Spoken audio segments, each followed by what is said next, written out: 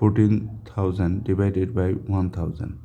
1,000 here is a divisor. 10, 100, 1,000, 10,000, these are called power of 10. To divide a whole number by power of 10, what will you do? Just count the number of 0. Here number of 0 is 3. 1, 2, 3. So now we move to decimal from left to right equal to the number of 0. Okay, so number of 0 is 1, 2, 3.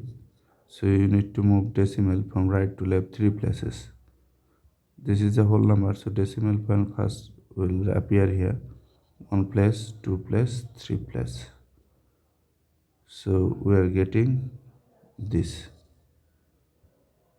decimal, then 1, 2, 3.